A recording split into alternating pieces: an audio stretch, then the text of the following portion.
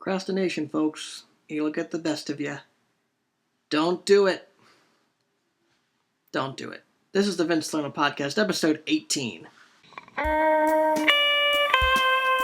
On today's episode, we're talking about the new trailer for Blade Runner 2049, the new Hellboy reboot, the first trailer for The Defenders, and I'm finally talking about my trip to Walt Disney Animation Studios. So sit back and relax because the Vince Salerno Podcast starts right now.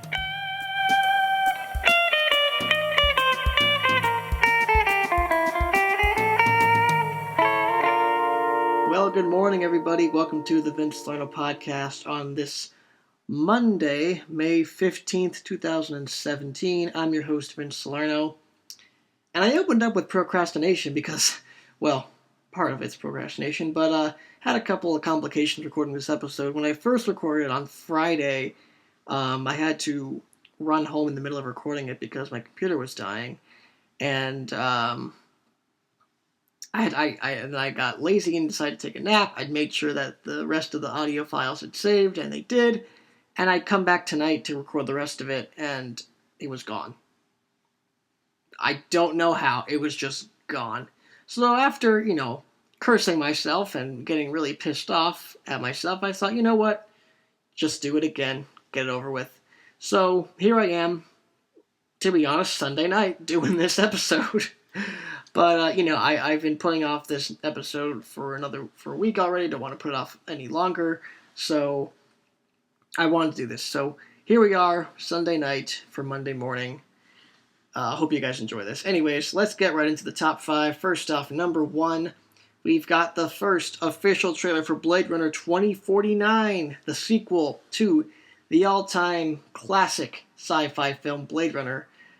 This film takes up 30 years after the original, where a new Blade Runner named K, played by Ryan Gosling, discovers a new secret that could destroy society, which is on the verge of breaking, and the only way to do that is to find Rick Deckard.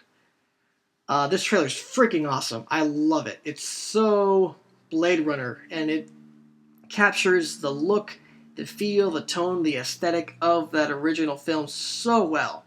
And it's really hard to tell what's green screen, what's not, what's CGI, what isn't. I'm sure there's some compositing and whatnot in that, but it's incredible. Like, some of the big wide shots, the overhead stuff, and those look like real buildings. Like they actually went to Los Angeles in 2049 and shot the movie. I mean, it's crazy. There's a building, I think, that in the beginning of the trailer that looks like the Tyrell Corporation building from the original film, which, for you diehard Blade Runner fans like me, would be awesome. Also, it's just really cool to see Harrison Ford back in the role. I know it's kind of like a weird thing, Harrison Ford reprising all his classic roles, like first Indiana Jones and then Han Solo, now Rick Deckard, and he's going to do Indiana Jones again. But it seems like that's just something he really wants to do with his career. He just wants to resurrect or bring back old characters he's played in the past and revisit them 30 years. This is a thing he likes to do, and there's nothing wrong with that. I think that's a great thing. And especially with this film, where the first one wasn't such a great hit back in the day, I have no doubt in my mind this next movie will be a huge hit. Like, maybe even start a new franchise with Ryan Gosling's character, and maybe even Harrison Ford, for that matter. I mean, there's no saying that Deckard's going to die in this movie, but definitely, shouldn't keep that option completely out. I mean, there's definitely a chance that Deckard could die in this movie, but you shouldn't count on it. There's definitely a possibility of him surviving through this film and then continuing to go on to be in future Blade Runner movies. But yeah, I love the trailer. I love the look of it. I love the big fancy pink looking holograms. I love the replicants. I think Jared Leto's character might be a replicant himself. I don't know. His eyes look very conspicuous. The whole thing just looks like a big expansion of the same themes and values and questions that still need answering that made the first movie so fantastic. That first film really challenged the world to think about what it means to be human and what it means to exist. And I feel like this film was going to continue asking those questions while adding more to the conversation. So, as a huge fan, so excited. Hopefully this makes a ton of money at the box office. Alright, number 2. We're getting a Hellboy reboot with David Harbour and Neil Marshall directing. Pretty straight to the point. It's Hellboy. It's David Harbour, Chief Jim Hopper from Stranger Things. I'm divided on this thing. On one side, I love David Harbour as an actor. He was my favorite parts of Stranger Things, and I'd love to see him take off as an actor. But on the other end, you have Ron Perlman, you have Guillermo del Toro, both veterans of that franchise who are ready and game to come back and do a second, third installment to close off that trilogy. But I understand why. It's be a $200 million movie, and no studio's just going to hand over $200 million for a franchise that's not even that popular. I mean, it makes sense business-wise, but it's really just a shame because Guillermo del Toro is a fantastic filmmaker, and his films are so diverse and different. It's like, that was the one film of his that I was so looking forward to, is Hellboy 3, but we're not going to get it, so no point crying about it anymore. But I think David Harbour would be a fantastic Hellboy. I haven't seen any of Neil Marshall's films, so I don't know if he's going to be good or not, but sounds like it's going to be more dark and gritty than the Guillermo del Toro movies, which is fine. R-rated probably too. So yeah, this sounds like a good idea. I'm totally down for a new Hellboy reimagining. Sounds great. Alright, number 3. Kind of an old story, but wanted to cover it. The first official trailer for The Defenders has been released. And it's awesome. Yeah, I really like this trailer. And one of the things that stuck out to me first and foremost as a filmmaker is the coloring. I noticed that the coloring, fantastic. Like, they have a Jessica Jones, first scene. Jessica Jones is in this interrogation with Misty Knight, and it's kind of got this purple tint to it. And then Daredevil enters from a red door, and then you get this wide shot of the purple room, and then Daredevil behind that red door. And it's just like, it's so great because it literally is symbolically and literally Daredevil coming into Jessica Jones's world, represented by both of them being in the same room and their colors sort of being meshed together into the same scene. That was just fantastic. And you see yellows for Luke Cage and greens for Iron Fist. My one hope for this show is that they course correct with Iron Fist. I think Iron Fist was a terrible show. Worst Netflix show so far, and the character is just not poorly developed, but just underdeveloped, and I didn't really like him. He was kind of this whiny kid who just was this righteous do-gooder who just whined and complained, and even some bad acting. I'll go so far as to say he did some bad acting in this show.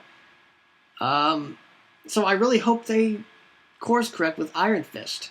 But otherwise, I'm super stoked for this. I love all the Netflix shows, especially Daredevil and Luke Cage. Those are my 2 favorites. I didn't even expect to love Luke Cage, and I freaking thought it was amazing. It was such a great show how they interpreted that character onto the screen.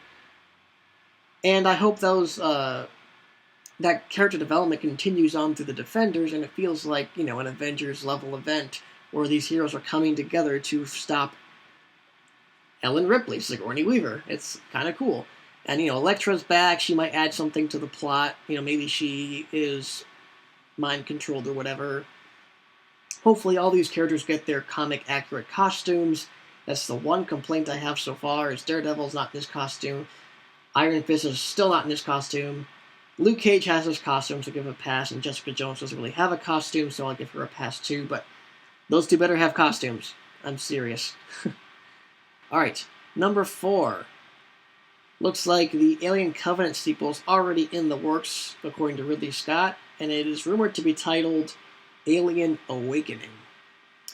And this is cool. I am a big fan of the first 2 Alien films. I'm not really interested in this Covenant one because well, let's face it, I haven't seen Alien Prometheus, just Prometheus.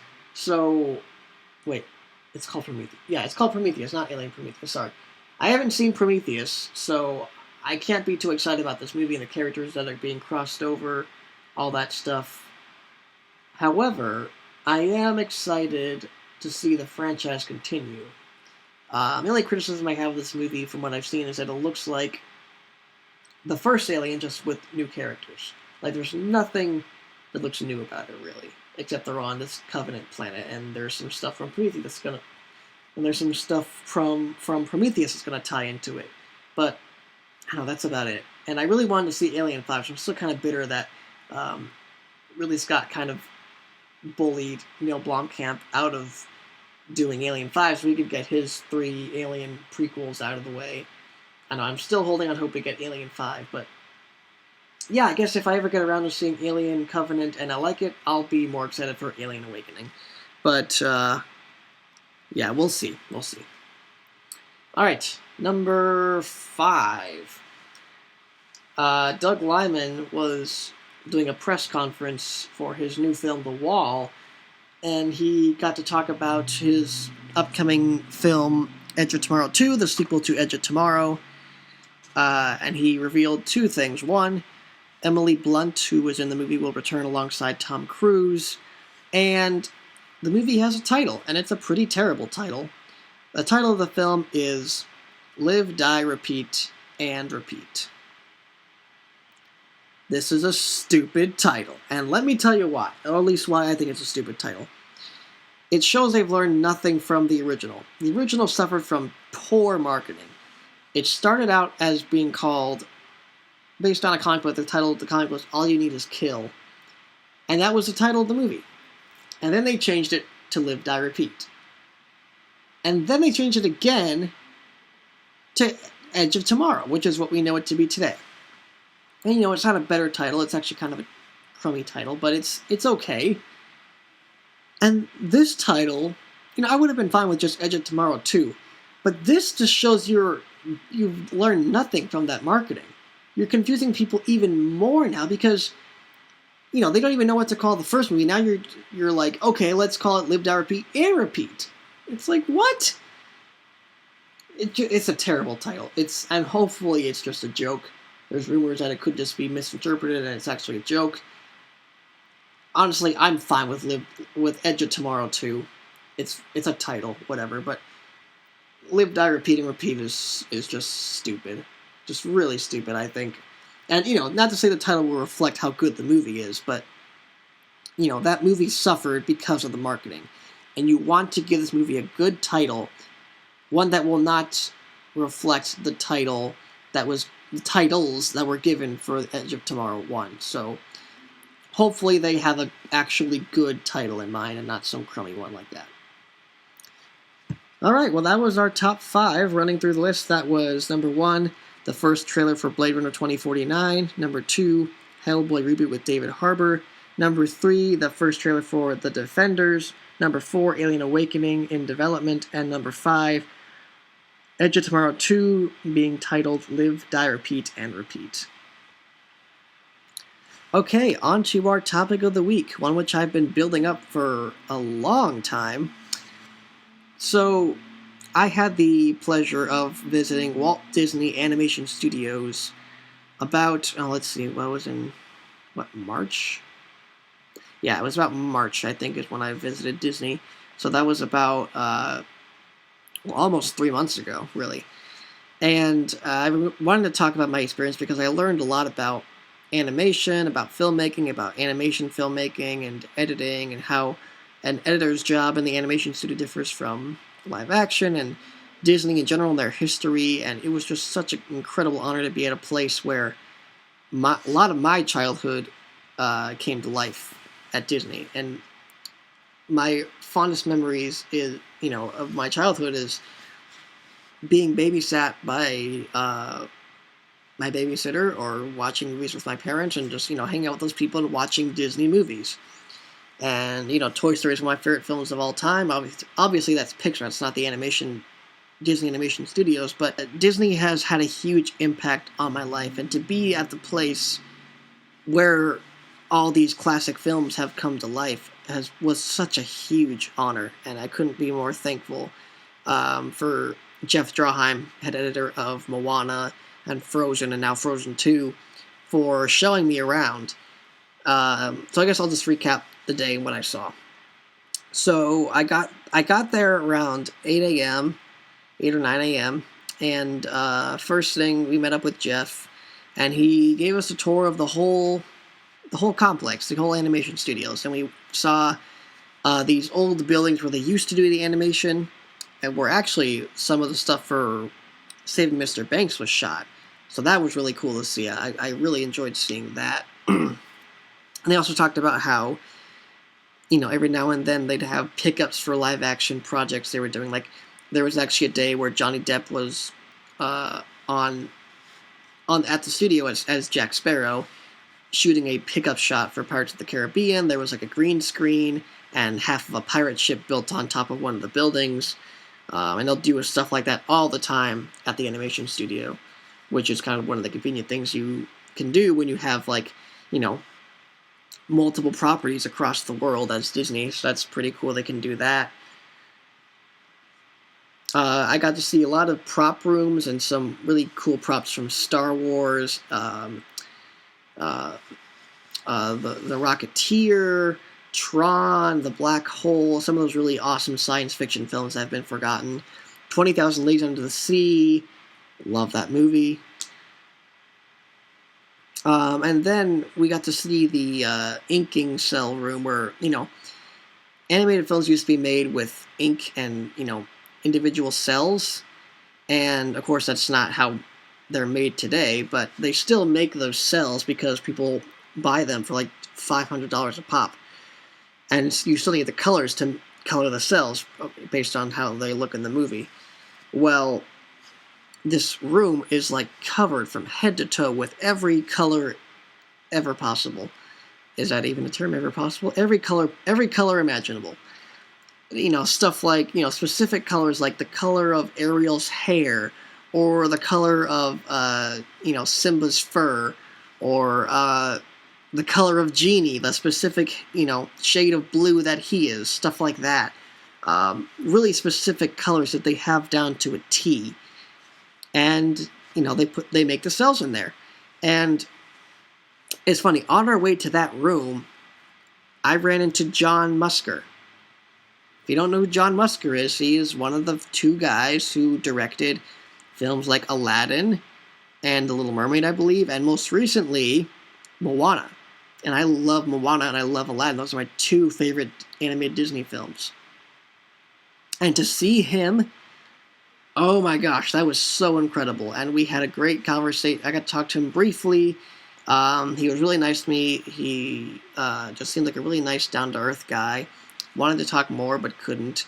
So yeah, really honored to meet him. And then I got to pass by Don Clements. And I've actually known who Don Clements is longer than I did John Musker. I don't know why, don't ask. But he was shooting an interview for the DVD release of Moana.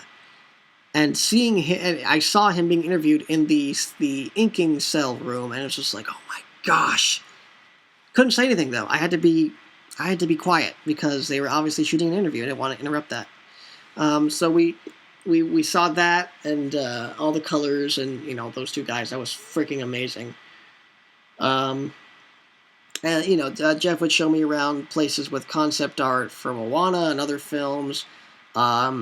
He pointed out one of the giant screening rooms where they would do like screenings for their films, and that's when they'd have like meetings and talk about what works and what doesn't work. And that's where Jeff would get his notes and go back to the editing room and work on the movie.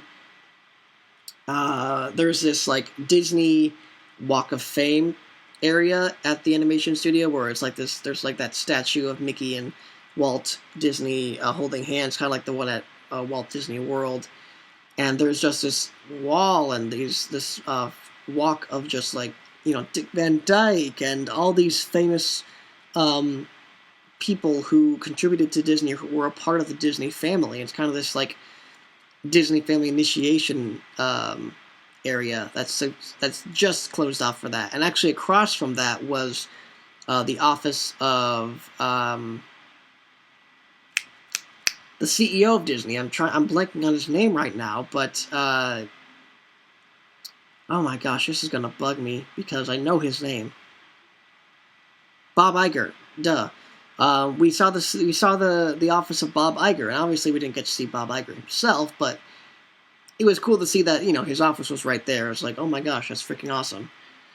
And one thing, after seeing all that, one thing I just noticed is that there's so much history and so much passion behind Disney. Like, you can feel the passion and the history and just decades upon decades of innovation at Disney. It was just this really weird feeling, knowing that you're at this place where history was made and where dreams really do come true. I mean, like, I know that's kind of a cliche thing to say right now, but Disney is really the place where dreams come true, and you feel it. Everybody there is happy to be there. Everybody there is, happy to be doing what they're doing. It's just you can't go there and not feel happy, really. I was surprised. I mean, not surprised, but I was just, it was a weird feeling, just feeling the history and the joy behind all of this at the place where it all happens. So, then we took a break. We broke for lunch real quick. I went to a Disney shop where I bought these two Star Wars Elite Series figures, which I've never gotten before. I'll have a review for those in the near future. But then we went inside the actual place where the magic happens. And I actually had to sign like a liability form where, like, I promise not to reveal anything that I saw that's like super highly classified. I can talk about it, but I can't talk about what I saw specifically. It's kind of like, there's obviously an embargo on a lot of what I saw. But one thing that I can for sure say that I saw was early concepts of Moana, and just walls upon walls of storyboards and early concept art.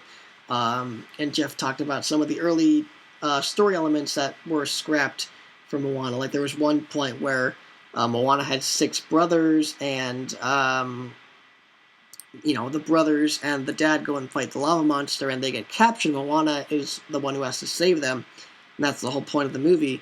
But they didn't want it to. That felt too political, so they didn't want to take that angle with Moana and chose a different direction, which I think is a much better direction, if I'm being honest. They made a great choice there. They had an idea to bring like an Olaf-like character into Moana, and that was scrapped. Other characters that were scrapped, and he confirmed to me that whole Kakamora scene was actually directly inspired by Mad Max Fury Road. Like, there was no question about that. So it was really cool to hear. And I got some pictures on a 3D real-life scale model of one of those boats from Moana. And there's some funny poses I got to do on there, so that was kind of fun. Did I mention my parents were with me the whole time? My parents were with me too. They had a lot of fun as well. And then we went upstairs. And when we went upstairs, the first thing I saw, which just I immediately geeked out over, was John Lasseter's office. I am a huge fan of John Lasseter. I worship at the throne of John Lasseter. And his office is almost exactly like the one he has at Pixar. It's covered with toys. Like, he's got toys for every single animated movie they've done at Disney, at least the 3D ones. Some old Mickeys and some Wreck-It Ralph toys, Prep and Landing toys, Moana toys, Tangled toys, just toys everywhere. It's like office goals for me, basically. So, and he wasn't there, unfortunately. He only comes to the office on Fridays, and I was there on a Thursday. So, kind of sucked. Actually, no, it was a Saturday, I believe. Or maybe it was a Thursday. I don't remember. Anyways, point being, it was an incredible honor to be there and see his office. And even though he wasn't there, it was just like, oh my gosh, imagine if he was. And then we went into this sort of like upstairs social area where, this is like the center of the studio. And then it's like has like these hallways that split in like 4 different corners of that room, and those are where the big films are being made. Like, right in front of me was Wreck-It Ralph 2, and I got to get like a 2 or 3 second look at some early concept art for Wreck-It Ralph 2.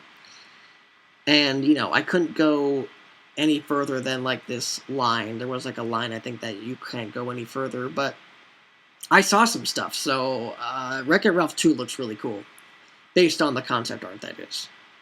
So then we got to the highlight of the entire tour, which was going into Jeff Draheim's office and watching early stuff from Moana, and him walking me through the process, which I want to do in a bit, and showing me, I'm just going to get this out of the way, I've seen things for Frozen 2, basically, and I cannot tell you what I've seen for Frozen 2, and I'll say this, it's not even a lot. Like, they're really, really early into development, so what I've seen might not even make the final cut of the movie, to be honest. I mean, who knows? But all I can say is that I've seen things for Frozen 2. And that's all I can really say about it. So, but what I saw from Moana was, like, really cool early concepts and some test footage with Dwayne Johnson. Like an early animation test with Dwayne Johnson as Maui. But the voiceover there was like a voiceover from his wrestling days put over that, and that was really cool to see. Kind of like the genie and how they convinced Robin Williams to play the genie by putting his comedy bits over animations of the genie. That's kind of like that. Think of that. So then he walked me through the animation process, and basically how he described it and how I've come to understand it is Jeff is like one of the main creative heads of the movie, basically. He is, unlike an editor in live action, he is involved in day one, he is involved. And he's coming up with concepts with the directors and the writers and everybody else involved. It's a big collaborative effort, an animated movie. Sorry, can't speak today. So, first what he does is he'll edit the movie just as storyboards.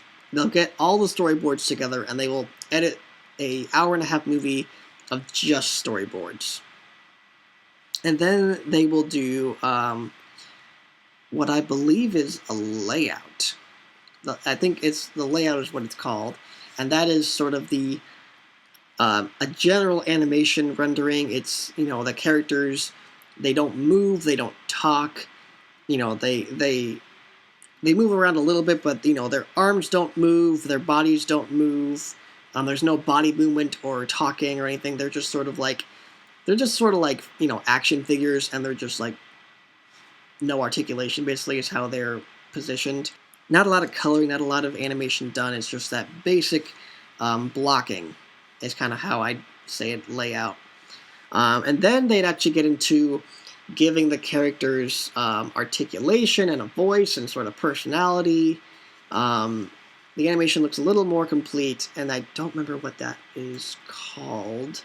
That's like a little bit closer in the process. And then, then I think the last step is you put in the textures and the colors and the shading and the lighting. And that's like the basic 4 or 5 steps of animating a movie. So Jeff is basically animating a movie from beginning of its conception to, when it's released.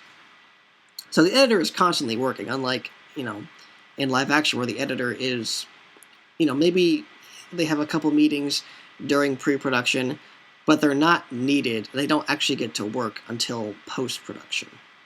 Editor works through pre and post.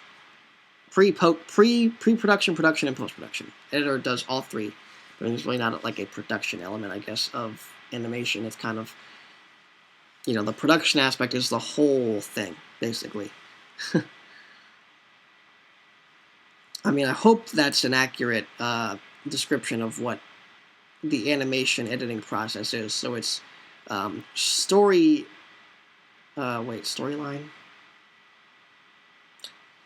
So it's, the concept art. I know there's another term for that. I think it's like story layout or something. Maybe, I don't know, something else. I'm forgetting what it is. So there's that, then there's the layout, and then there's personality with the animation, and then there is the final rendering with all the shading and lighting and texturing, from what I understand. So yeah, that was my tour. And just kind of to recap everything, or just kind of to top it all off, like I said, this whole tour gave me a better understanding and a better appreciation of animated films. I've always loved animation, but I think I kind of veered away from it when I, found a love for live action movies. I still have ideas for animated movies that I want to do one day, but it's further down the line. But seeing Jeff's work and being at a place where so many people's dreams have come true, and seeing so many, just a place where creativity is radiating off of every building, every person, everything at that place is radiating with creativity and fun and joy, and everybody is enjoying what they're doing at Disney. I don't think I saw anybody there who wasn't thoroughly enjoying their job at Disney. It was incredible. And I got to give a big shout out to Jeff Draheim. Jeff, thank you so much for the tour. Once again, thank you for being nice enough to take me and my parents around, show us Disney and some of the secrets and the things you're working on. Really, really grateful that I got to do that. So thank you, Jeff. Shout out to you. I'll check out Jeff's channel. He does a lot of really fantastic short films. He actually just won an award recently for one of them. So I'll link all that in the description, but you guys should check that out. So, yeah, Disney was fantastic. And again, I saw things for Frozen 2. I can't talk about it. So don't ask. Alright, guys, well, that is it. That's all I got. Thank you all for watching. Hope you guys liked this episode of the Vince Salerno podcast. If you did, hit that like button and subscribe to my YouTube channel where you can check out my short films, trailer reactions, and more episodes of the Vince Salerno podcast. I hope you guys have a good Monday, good rest of the week. We'll see you next time. God bless, and peace out.